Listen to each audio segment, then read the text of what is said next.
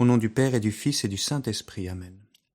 Mon Seigneur et mon Dieu, je crois fermement que tu es ici, que tu me vois, que tu m'entends. Je t'adore avec profonde révérence. Je te demande le pardon de mes péchés et la grâce de faire avec profit ce moment de prière. Ma Mère Immaculée, Saint Joseph, mon Père et Seigneur, mon ange gardien, intercédez pour moi. Montre-moi ton chemin, Seigneur, dans ce temps de prière. Montre-moi ce chemin de vérité qui est libération de mon péché. Sois l'espérance de mon salut, apporte-moi la joie des grâces de Pâques. Parce que nous y sommes enfin. Pâques est là. Tout est en place. La tragédie de Pâques peut commencer. Parce qu'après avoir entendu hier le terrible avertissement du triple reniement de Pierre, incapable de persévérer dans sa réponse d'amour envers toi, Seigneur, qui va donner ta vie pour nous, voilà qu'aujourd'hui l'Église nous fait descendre encore plus bas, dans l'horreur la plus absolue, de la trahison la plus abjecte de toutes, celle du pire des traîtres, celle de Judas. En ce temps-là, l'un des 12, nommé Judas Iscariote, se rendit chez les grands prêtres et leur dit « Que voulez-vous me donner si je vous le livre ?» Et ils lui remirent 30 pièces d'argent. Et depuis ce moment-là, Judas cherchait une occasion favorable pour le livrer. 30 pièces d'argent, le prix du rachat d'un esclave, comme avait prophétisé jadis déjà Zacharie. Judas, le mystère le plus terrible du cœur de l'homme. Voilà un homme qui est devenu méchant, corrompu dans son cœur, au contact de la bonté même. Comment est-ce possible, Seigneur, de se pervertir ainsi au contact du saint par excellence, de la bonté même, de toi, Seigneur? On a envie de s'exclamer dans ce temps de prière, mais comment a-t-il pu en arriver là? Comment cet homme a pu en arriver là? Et comment nous-mêmes on peut parfois arriver à des bassesses telles? Comment espérer aussi, Seigneur, si un des disciples les plus proches a été capable du pire? Y a-t-il une espérance pour nous? Pour apporter quelque lumière au mystère de l'iniquité du cœur de l'homme, Jean explique que Judas s'était déjà scandalisé lundi, tu te souviens peut-être, il y a 2 jours, lorsqu'à Béthanie, Marie avait déversé ce parfum de grande valeur sur les pieds de Jésus et qu'elle avait lavé ses pieds avec ses cheveux. Pourquoi n'a-t-on pas vendu ce parfum pour 300 pièces d'argent que l'on aurait donné à des pauvres? Belle inquiétude, on pourrait dire, mais Jean note aussitôt, il parla ainsi non pas souci des pauvres, mais parce que c'était un voleur.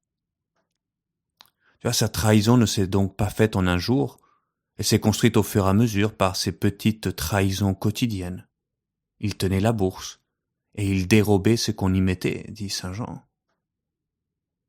Mais il y a quelque chose de plus profond que l'appât du gain, puisque un peu plus loin, lorsque Judas décide de trahir, Jean note carrément que le diable entra en son âme, et qu'alors, en quittant Jésus pour aller trouver ses complices, il faisait déjà nuit.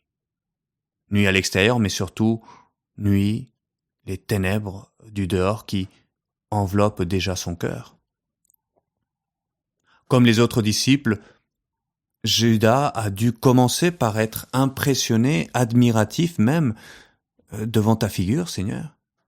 Il devait aimer même, à sa façon, le Seigneur.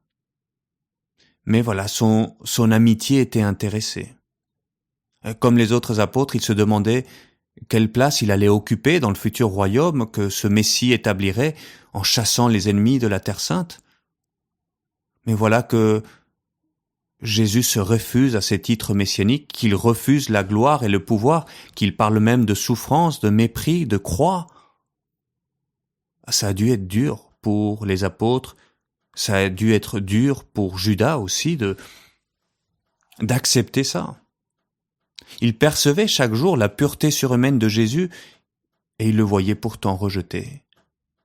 Il savait bien que Jésus aurait pu cependant retourner la situation avec un simple miracle et il ne faisait rien. Et puis son silence, sa volonté d'être victime. On ne peut pas supporter ça si on n'aime pas passionnément le Seigneur. Non, au fond, la relation qu'il avait avec toi, Seigneur, c'est pas une relation d'amitié, mais d'utilité.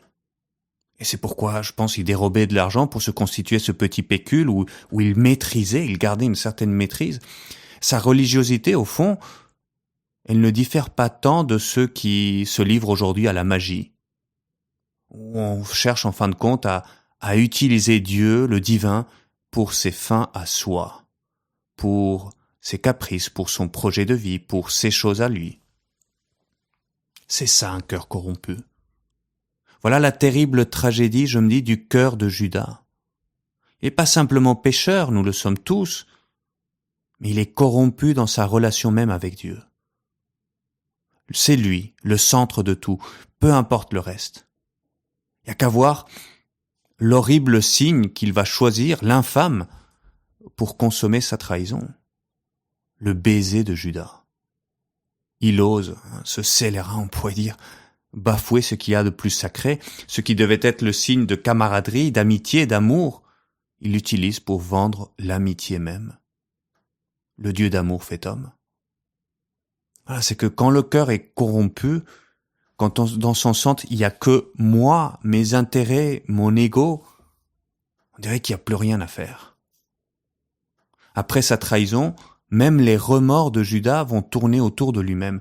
Son début de repentir va naître du dégoût de ce qu'il a fait, des misères dont il est capable, mais pas de l'amour de Dieu.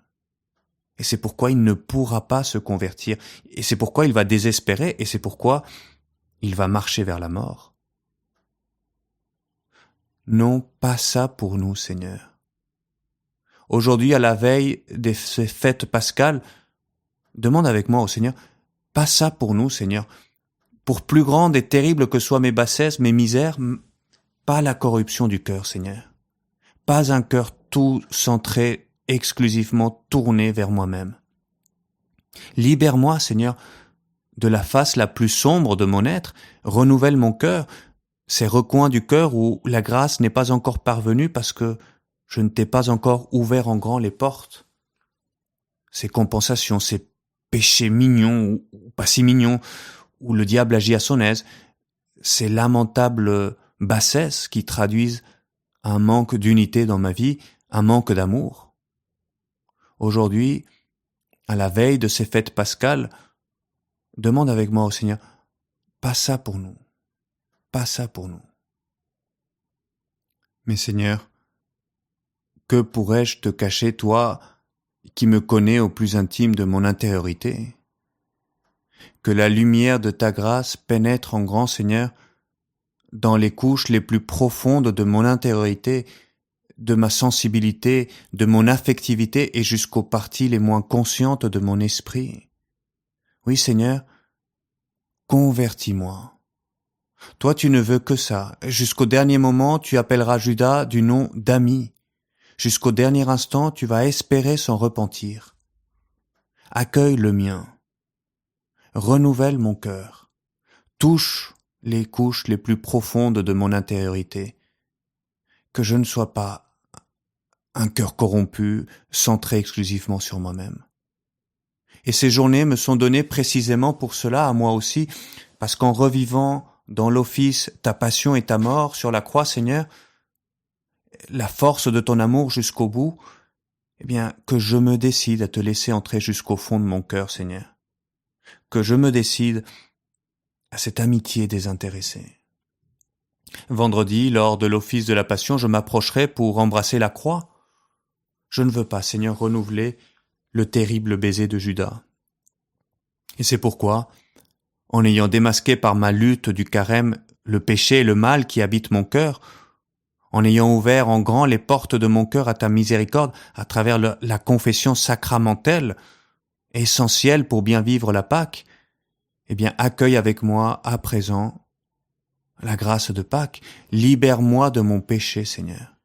Purifie-moi. Renouvelle au plus profond mon cœur. Et alors mon baiser sera celui de Saint Jean et des saintes femmes au pied de la croix, qui se savent faibles, mais qui t'aiment. celui de Marie-Madeleine au pied du Seigneur ressuscité le dimanche de Pâques. Elle sait combien l'amour du Seigneur dépasse toutes nos misères, et comme elle t'aime, Seigneur. Mon baiser sera comme celui que Pierre a dû te donner, Pierre repenti qui se sait pourtant aimé, pardonné, sauvé. Et avec lui, je te dis, Seigneur, à la veille de ta passion, tu sais tout de moi, Seigneur. Tu sais bien que malgré tout, je t'aime. Et c'est pourquoi tu es mon espérance.